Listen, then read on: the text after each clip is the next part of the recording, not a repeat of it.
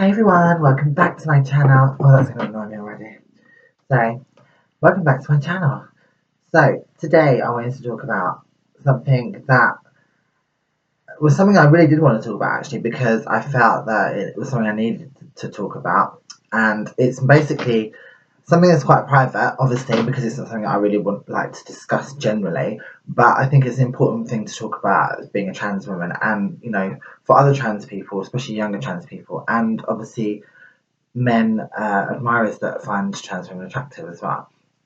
But generally, just for everybody to understand that not all trans women are the same, and we're all very different. The same as all straight and gay people are different. We all have very different personalities. We all have very different wants, and as far as surgical and aesthetics go, we all have very different wants in that regard too. And what I'm talking about is my decision to not go post-op. Now, I've had a lot of people over the years tell me that I'm not really a proper transsexual woman if I don't go post-op. And for me, it's a very personal decision and a very personal thing to talk about anyway, because, unless I'm having a sexual relationship with somebody, it's none of their business to ask me whether I'm post-op or not, because it's none of their business, quite frankly. And you should never ask a trans person this question unless you would like them to get quite irritated or even hostile with you. It's a very private thing. And so, yeah, I'm a very private person anyway, so having this discussion is, I had to think about whether I wanted to talk about this or not. But I'm doing it because I had no videos like this when I was younger growing up, and I would have loved to have someone talk about other options as a trans woman as far as whether you go post-op or not, because it's definitely not a decision for everyone. Now, of course, this is just my opinion and what I feel about the situation. Every trans person is different. Obviously, I'm only talking about male to female trans people. We are all different. We have our own decisions about what we feel about our body and how we feel as a trans woman living with the body that we have, of course. And this is always your decision. It's not my decision to make for you. I'm just explaining my decisions and why I made the decisions I've made and how I feel about it. So, when I was growing up and I started transitioning, I've been living full-time as a woman for 20 years. But when I was younger, I thought that I wanted to have the full operation and go completely post-op, because I was very naive and I didn't know much about being trans, even though I was trans, because there was no information out there about anything. I had to learn everything myself, so I just naturally assumed that I was supposed to go post-op because that's what you did. But obviously, as I've got older and living in my body as long as I have been living in my body, I understood that I didn't have to do this. Now, my reasons for it is because I don't see being a trans woman as my body or what's between my legs. Being a trans woman is in my head, it's my brain, it's how I feel, it's who I am as a person. Now, obviously, I want to look female or feminine from the outside. I put a lot of work, effort, and money into looking feminine and being feminine because I am a transgendered woman. There's no doubt about that. But having that operation to me is a very big operation, and it's something that I feel that it should be the last surgery that you have after any other surgeries that you plan to have done, because we as trans women, rightly or wrongly, all want to pass in the public, just because we want to have an easier life or a normal life like everybody else. We don't want people staring at us or giving us funny looks because we are trans. We'd like to blend in. That's kind of the idea, rightly or wrongly. I know that we shouldn't have to, but that's the way things are in society. I'm just being realistic here. So to me, you need to sort those things out first. You need to get if you're going to have your face done or your boobs or anything. Of course, these are all things you do not have to have done. But if you are planning on having surgeries, then I suggest you do all the other things first, because surgery is not going to change your life. Having a vagina is not going to change your life.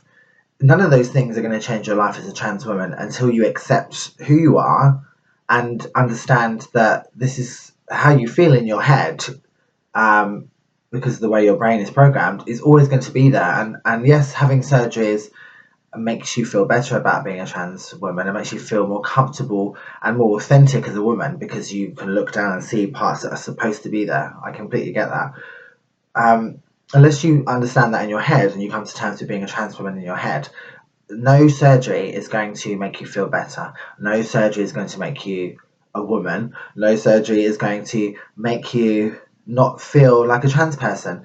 And I think it's worrying to ever think that you will stop feeling like a trans person, because you won't. And you should come to, I think it's important to accept that you're a trans woman and move forward with your life with that mindset, because thinking that you're going to turn into a genetic woman is not going to happen. It's a fairy tale. We all think that when we're younger, because that's what we'd all originally have liked to have been born like. But we're not going to be that. We're never going to be that. And I can honestly say I'm not trying to be a genetic woman. I'm a trans woman, and I'm happy and proud to be a trans woman. So I just focus on that. Now, the thing with having, I have lots of friends who are post-op, and they hated having a penis. It was something they couldn't stand having. They needed it to be got rid of. They didn't want to look at it, touch it, anything. I completely get that. That's fine. For me, the only time I don't want it there when I'm, if I want to wear tight trousers or I'm on holiday and stuff like that, obviously I'd rather it wasn't there. That's really the only time that it ever bothers me, because obviously I'm wearing clothes when I'm walking about, no one can see that anything's there. So it's not a problem to me. And for me, having going post-op just because I wanted to wear a swimming costume is not a good enough reason to have that surgery. Obviously, the thing with me is that I'd rather have something that works properly from a personal point of view, from if I'm with my partner and things like that. And I'm not saying that, and I'm getting very personal now, but I need to make it very clear, and because it's important. I don't top. I do not go near bottom. To put it as nicely as I can, because I'm a girl and it doesn't come naturally to me. Obviously, everyone's different, but that is an act that I do not participate in because I'm a girl, and that is a masculine act that for me does not come naturally to me, or makes me feel very uncomfortable. So I don't do it.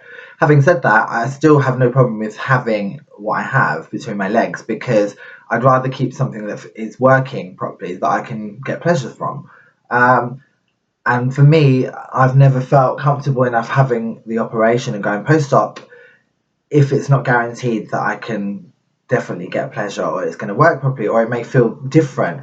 I'm not willing to take that chance, because for me, it's too much of a risk. And I don't feel strongly enough about having that surgery done to justify it afterwards, if that makes sense. And again, like I said, everybody's different. I know loads of girls who've had it done and are completely happy with it, and that's fine. That's great for them. I'm really happy for them. That's fine. It's just not something that I want to do, and I won't ever change my mind about that.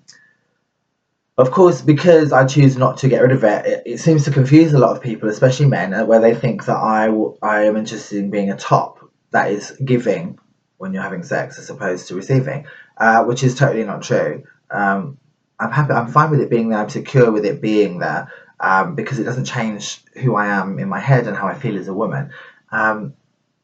I suppose I'm lucky in that respect, that I've always felt very strongly and very secure in my mindset about who I was and who I am. So it does not conflict with the way my mind works about being a woman. So I have no problem with that, and that's fine with me. But I wish that I'd had someone to tell me that this was an option when I was younger, because I didn't understand that. And I'm so glad that I was very careful with my surgeries, and not rushing into having things done that I wasn't sure about, because I know for a fact that if I had rushed in and had that surgery, I would have regretted it. And I know that there's been a few girls that have done this and regretted it, and unfortunately, sadly, they're not here anymore to tell their story because they committed suicide. Which is so sad, and I wish that I would have been able to help them. But we all have our own things going on, and people are very private about certain things, so you're not going to know unless somebody tells you what's happening or how they're feeling, especially if there's someone you only know socially, that you only ever see when you're out, which was the case in these situations for me. But I just wanted to put that out there, because I thought it was really important to make it very clear that not all trans women have the same views about their life as a trans woman than another trans woman, but that does not mean that they are incorrect in their thinking. There is more than one side to a trans woman, and what surgery she's had and hasn't had. And of course, these are all very personal things. I'm telling you something that is quite a personal thing But I thought it was an important thing to talk about because I feel that this is an important discussion that you don't have to become post-op to be classed as a trans woman. It's got nothing to do with that part. It's about your head and how you come across and how you present yourself. If I'm presenting myself as female, then I'm female to the general public and anything else, regardless of whether I am actually a trans female. I'm a legal female. I have a female passport and birth certificate and all of that kind of stuff. And I present as female. I look like a woman. So that is all that the general public needs to understand or know, because I don't know what's going on underneath the clothes of a straight man or a straight woman or anything like that. But I don't need to know because it's none of my business. I'm just going to react to how they've presented themselves in public to me, and whatever connection, little or large, that I have with this person in my day-to-day life, if you understand what I mean.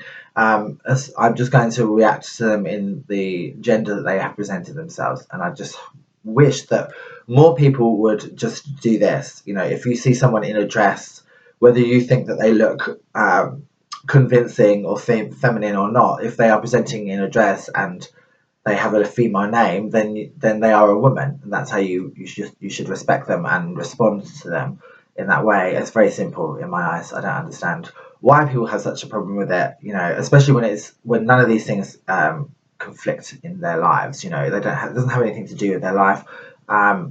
We don't involve ourselves in other people's lives, so I don't understand why people have such a problem with us trying to lead our lives authentically. But I was digressing a bit there. I hope that this has helped. I hope it is getting some of you to think about different things. And if anyone has any questions or they want to disagree with me, that's totally fine. Of course, that's your opinion. But let's get talking, people. Let's leave some comments in the description box, in the comment section rather, and let's have a discussion about this. I will see you all very soon. Have a lovely Christmas and New Year. Speak to you soon. Bye.